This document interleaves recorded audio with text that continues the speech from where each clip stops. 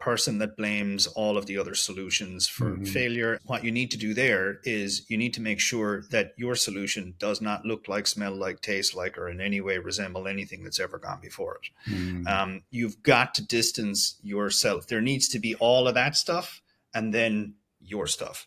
Clayton Makepeace was someone that I learned a lot from along these lines, but he got it from, I think it was Al Reese and Jack Trout, or someone talked about how you need to have a different ladder. It's like the 7-Up and Sprite versus cola. You can't just be another cola. So they just went off and invented Sprite, which is like something, it's like completely different. It's like there's cola and now there's this other stuff. You need to do that. You need to make sure that the way you position what it is that you have to offer gives your prospect no frame of reference to anything that they've purchased in the past. So that's a lot got to do with positioning. It's a very, very important job that you need to be aware of. You need to, there's this huge understanding of what are the problems to be solved when selling. That's a huge topic, because you can't just jump in and start selling, because if you don't know what's going on, if you don't know what the issues are in the marketplace, then how are you going to be able to navigate the journey to getting someone to buy something? So yeah, if you are dealing with someone who's bought a lot of products and hasn't gotten the solution, then you need to make sure that the way that you present your solution is, yes, better than everything else that's out there, but also not, it can't even be the same thing. Like in the supplement space, I'll give you a little trick that we used to do, and it was brilliant. It just worked so well. So we were in the health supplement space in direct mail, very, very crowded space, very, very crowded, very busy marketplaces.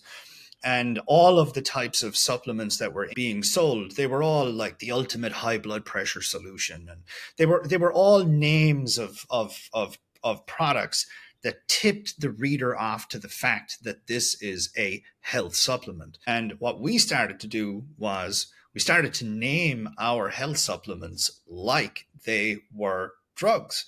And rather than calling them health supplements, we started calling them pills. And just this one differentiation between what everybody else was saying and how we were positioning our products resulted in massive increases in conversions for us. So but that's just a very basic example. But there's lots of ways for you to differentiate what it is that you have to sell in comparison to the way everybody else is doing it. So you have to present your solution as new, unique, and exciting, better than everything else that's out there, but you also have to position it in a way where there's no frame of reference between what you have to sell and everything else that they have purchased in the past and had a negative experience with. If you don't do that, then you're allowing your prospect to take all of their baggage with them to your sales presentation. Because if your solution looks like, smells like, tastes like something that they've bought in the past and had a negative experience with, then the minute your advertising conveys, this is just like all the other stuff, they're just going to download all of those negative memories and project them onto your advertising, and then you haven't got a snowball's chance in hell of converting. Drop them in the chat. Like, subscribe.